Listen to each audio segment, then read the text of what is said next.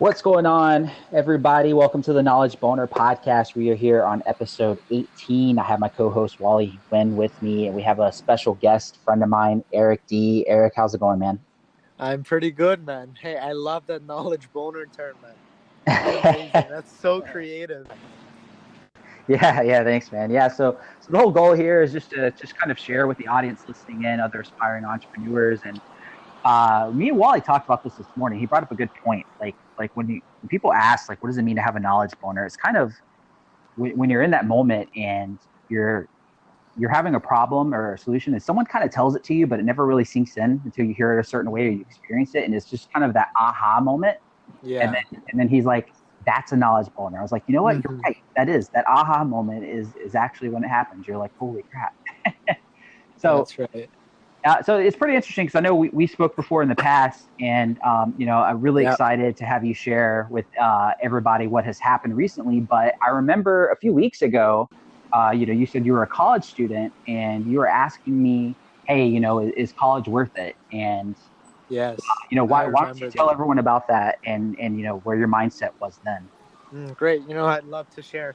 So basically, you're right, Dylan. Like I am still a college student, but a few weeks ago I did definitely bring up the conversation about like, is it really worth it or not? Because lately I've been having some doubts or questions towards I would say just the education system. I wouldn't say it's any doubts that's like personal or anything, but it's just comparing the value comparing the investment you put into especially your college education versus the value that you're going to receive after you graduate. Like, to me personally, I don't think that's a good proportion.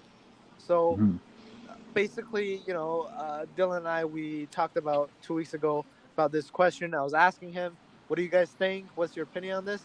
So, you guys gave me some really good feedback, and definitely, like, it depends, right? It depends on who you are, what you want to do.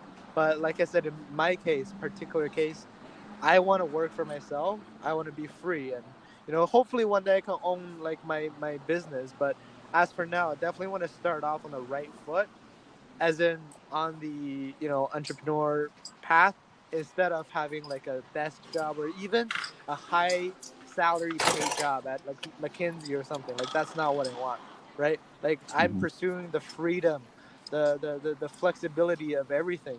Like, I am in control of everything in life. So that's why, after we talked about it last time, I'm thinking now, like, really, college, it might be worth for some people, but for me, as for now, not so much. So that's what the conclusion is, I think. So what's your passion for those listening? Like, what is it that you want to do? Because I know like you're really big into health and fitness, right? I believe my true passion, the biggest passion, is definitely, if you pull in the simplest terms, just gym, like working out, having like the best body image that you can have, and so is like try to help other people.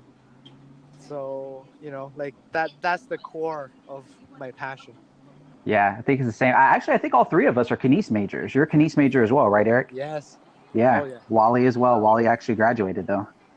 Nice. Yeah, I have my degree. I did graduate. Yeah. Good for you, man. That's amazing. Did you do a master after, or?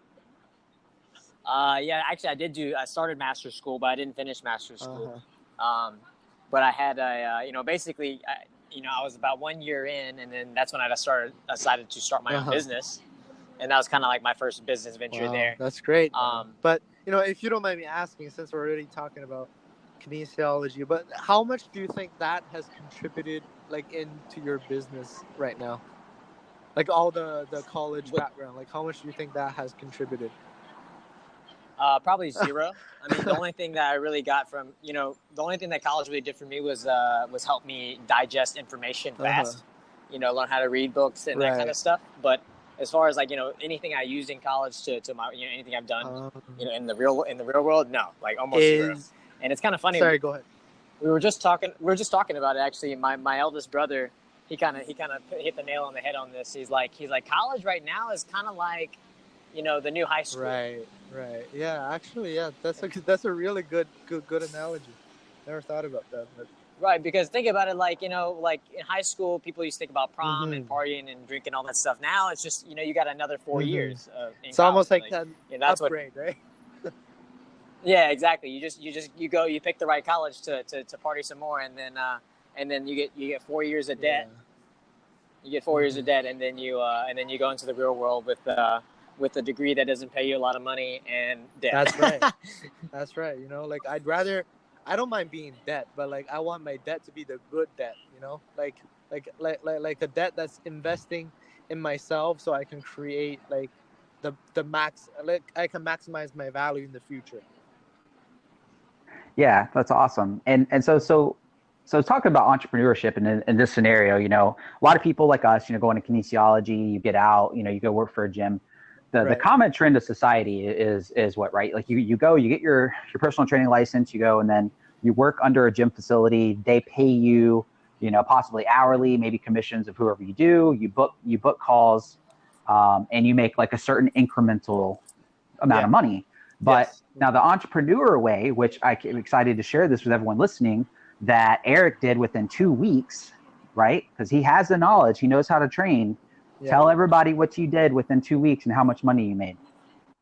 Great. So, yeah, with my personal training background, it's been like more than 2 years now, and with my kinesiology, like all the technical stuff, I'm basically set with it. So for the past 2 weeks, I basically made about $2,500 and plus something, so $3,000 total. But the deal that I closed is $2,500. It is a online training program that I closed for a referral. So basically, how I did it was the person, the prospect, found me through a friend.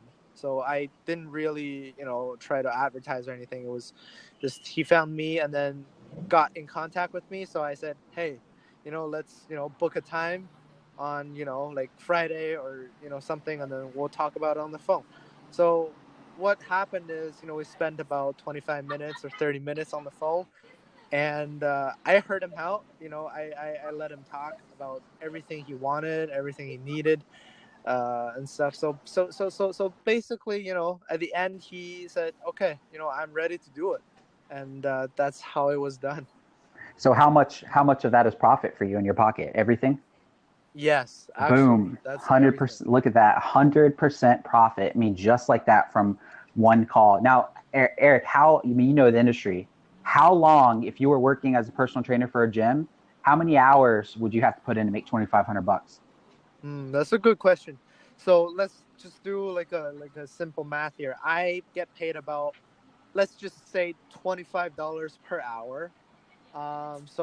And plus, if I don't make any sales, so no commission, so that takes me at least 100 hours, right? Mm-hmm. And with that, it's not gonna be in, I don't know. I say about in 1 month, like that's how much I'm gonna make, like on a good month, Mm-hmm. You're looking. I did the math in my head because I'm Asian. Oh, sorry about that, guys. Oh, you're fine. Okay. Yeah.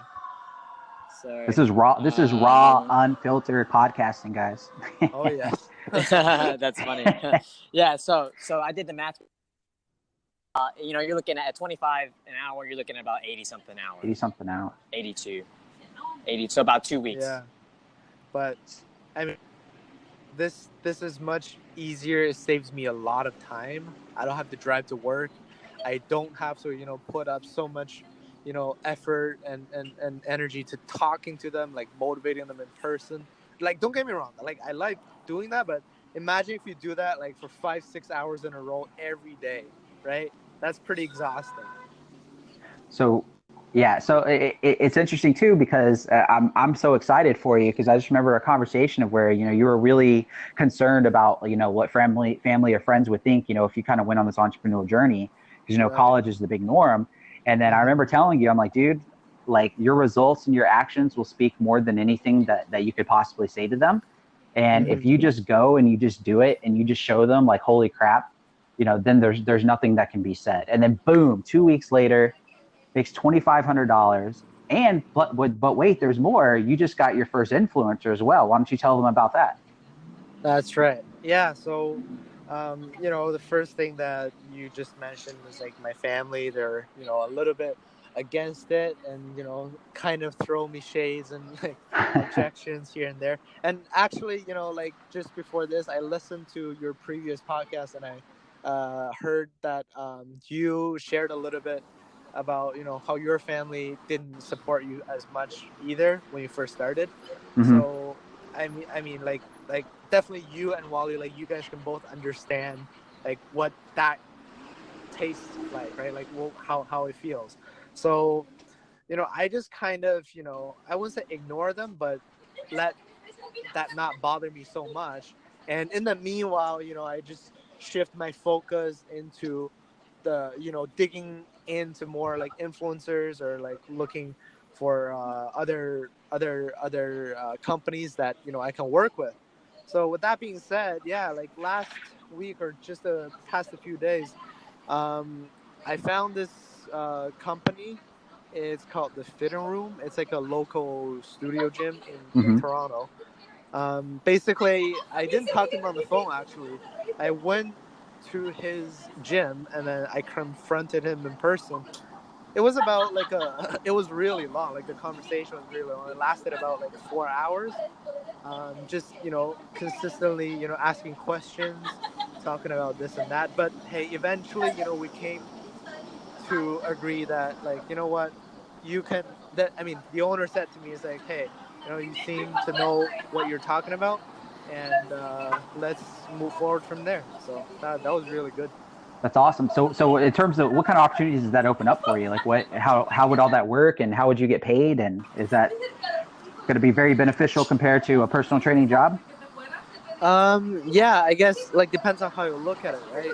Mm-hmm. The ratio between your effort and I mean your like just yeah, your effort and your profit definitely is higher than being a personal trainer. So that means I'm gonna have a higher productivity by working as a closer for their gym instead of just being a regular trainer over there. Mm-hmm. And speaking of the prices, his packages are anywhere from $5,000 to $30,000, and usually Boom. it's about it's either a 6 month subscription or a full year commitment.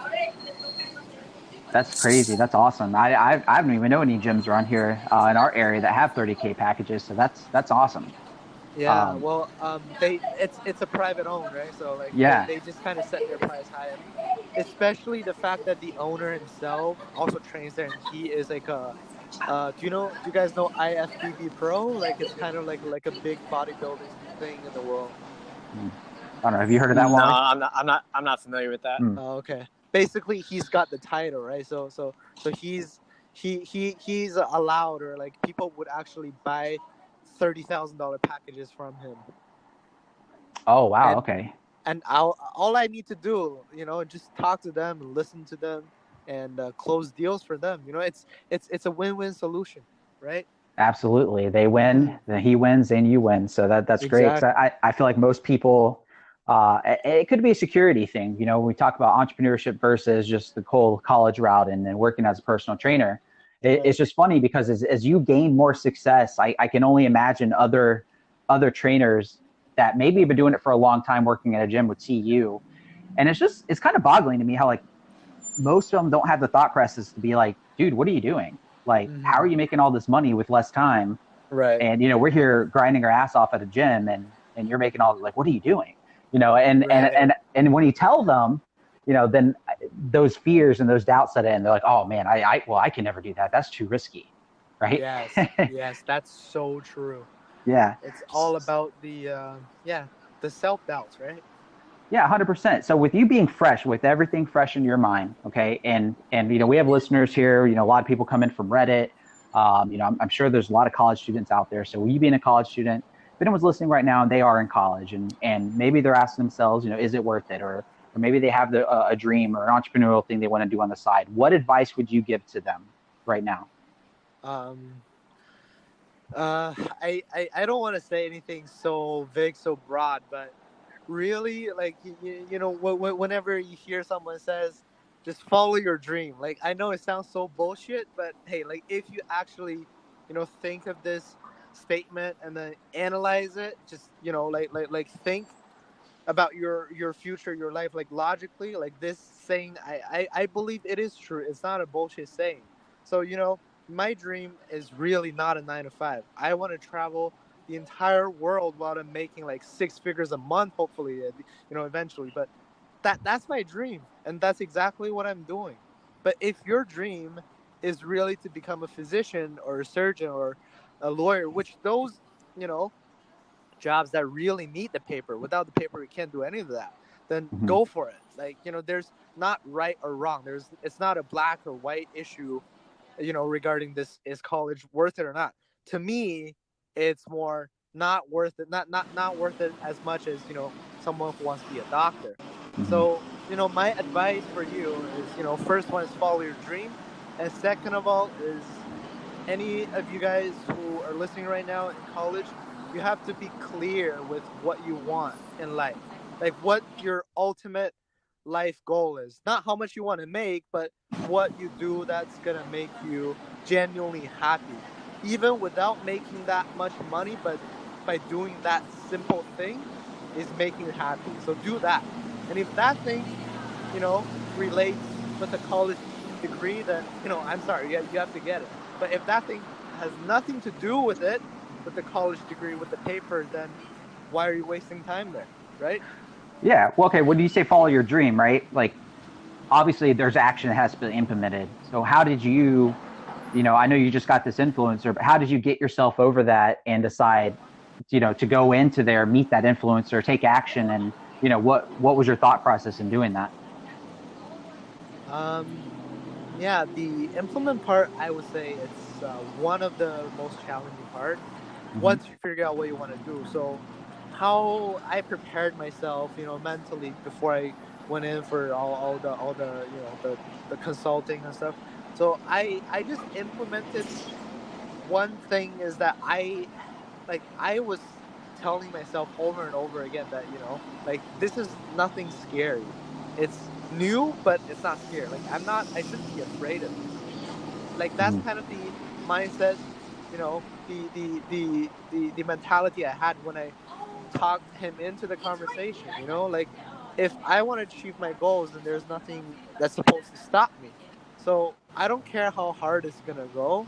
I just gonna, first of all, calm myself down first, because, like, my personality is like a sapphire. Like, I get driven by emotions like very easily. So, Mm-hmm. I had to calm myself down first, and I have to listen, especially, like, listening is very important. And I just, follow the, the steps in the, like, the rules in how you make a closing, and then, it just happened. So implementing that, you implement the mindset before you actually close any deals. That's how I think it should be done.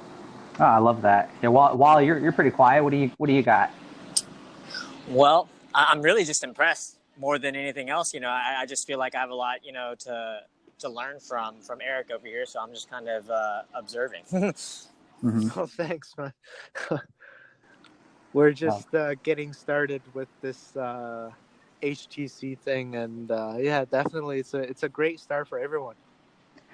All right. So, in closing, where do you want to be in 6 months? Where do you see yourself 6 months, 12 months? You mean figure wise, or like Yeah, just in your business and life. Like, what are your goals 6 to 12 months from now? Like, what are you striving for? yeah? I'll just tell you in about a year, because I never thought about 6 months. I just wanted to give myself more flexibility to achieve like that 1 year goal. Is that I okay? like that. I love that. Yeah. Yeah, absolutely. So basically, I it's funny because, I didn't know you were gonna ask me this, but 2 nights ago I did this calculation, like, at 3 o'clock in the morning, of how I'm calculating my budget, how I'm achieving the monthly goal, or the daily income goal, and how much I want to save, invest, all of that. So from 1 year from now, I would say that at least I should be making $50,000 income, like, per month. So let's pause. Let's pause real quick. I want everyone listening in to understand something. If you heard our previous episodes, when me and Wally talked about goal settings and how you have to have it written down, you have to reverse engineer, and you have to have a daily plan. This was not staged. We have not talked about this with Eric before this at all. Yeah, so I just wanted to throw that out there, the key importance of that. And I love that Eric had a 12-month plan instead of a 6-month plan, right? Really focus long-term. But yeah, go ahead and continue what you're saying. So you wrote down your goals and then what? I'm just going to focus on myself before, like I said, I when I say focus on myself is, self-reflection, dig into like what I have to improve, all of that. And in the meantime, I'm still gonna go out there and hunt for influencers, for opportunities.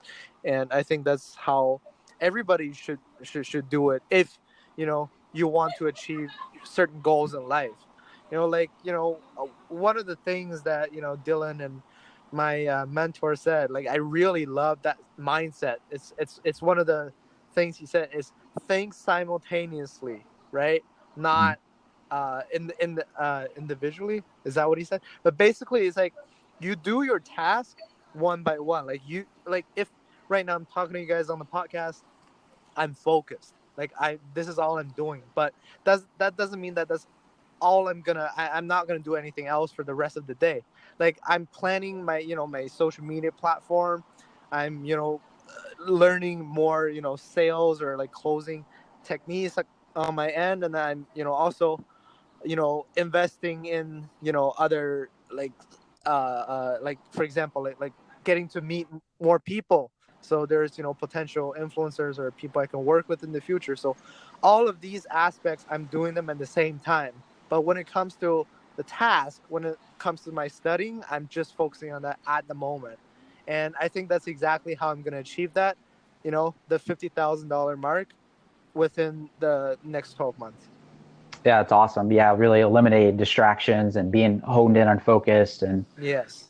Yeah, that's awesome. Yeah, I mean, right before we even got on this podcast, I was watching an awesome productivity webinar by Darren Hardy. I've mentioned him before in the podcast.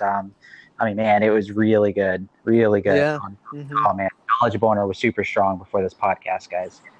Super strong. Yeah, I got a chance to check it out before the podcast as well, and yeah, it was super awesome. It really gives you the word he used that I really liked was clarity. Mm-hmm. It gives you clarity. Yeah, definitely 100%.